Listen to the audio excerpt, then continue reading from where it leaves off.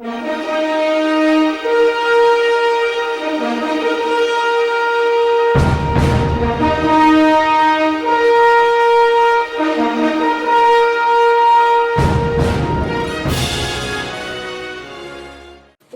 читатели, мы продолжаем знакомить вас с книгами-юбилярами 2021 года. Во втором нашем выпуске вы узнаете, какие произведения казахской литературы отмечают свой юбилей. Наш обзор мы начнем с самого известного произведения казахского устного народного творчества – поэмы Казы-Карпеш «Баян Сулу». Старинная легенда о трагической любви молодых людей известна еще с XIII-XIV веков. Взволнованный рассказ, передававшийся на протяжении столетий из уст в уста и сравнивая теперь со знаменитой историей любви Ромео и Джульетты, выдержал несколько изданий на казахском и русском языках. Стоит отметить, что только в казахском фольклоре эпос бытует более чем в 20 вариантах. В 1856 году, то есть 165 лет назад, эта поэма вышла в записи Шоканова-Лиханова. Сам Шохан, побывавший у памятника героям эпоса, был поражен его высотой. 9 человек должны встать друг на друга, чтобы верхний дотянулся до купола. Большую ценность для современников представляют сделанные им зарисовки стоявших у памятника каменных изваяний. К сожалению, эти каменные статуи не сохранились. 115 лет назад вышла в свет казахская хрестоматия Ибрай Алтынсарина.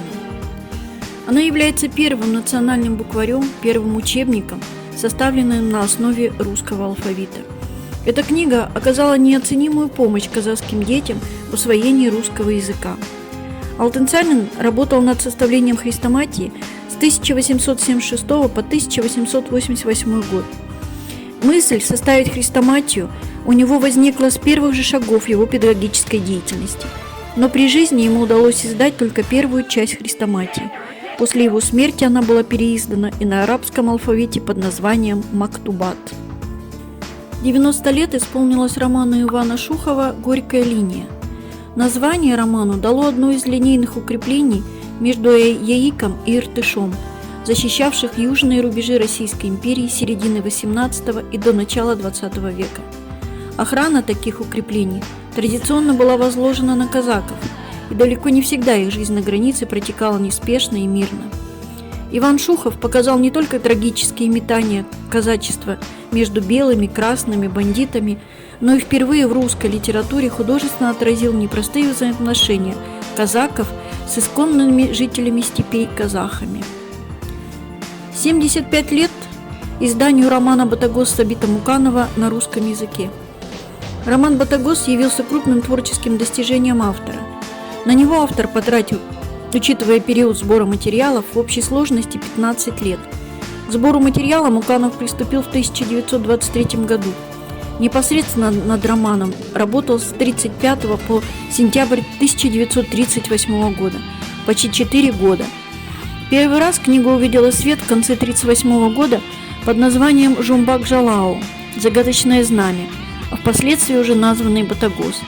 В 1946 году роман был издан в Алма-Ате на русском языке.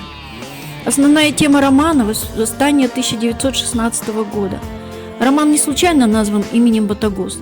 Именно она олицетворяет то новое передовое поколение женщин Казахстана, которое помогает завоевать и строить новую жизнь казахского народа.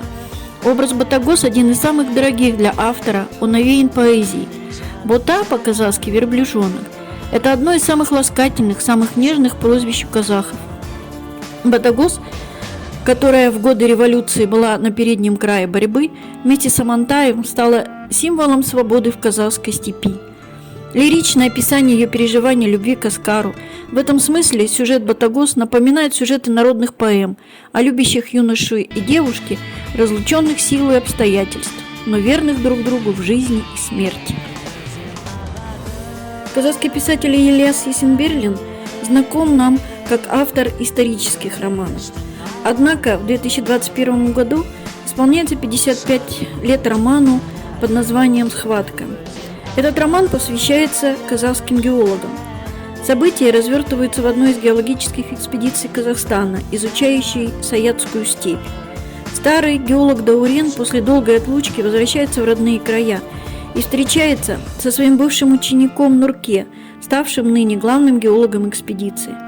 Эти два героя романа противоположны друг другу во всем. Даурен – человек широкого размаха, доброжелательный, влюбленный в науку, в людей, несмотря на долгие годы трудностей и неудач, он сохранил юношескую душу и веру в человека.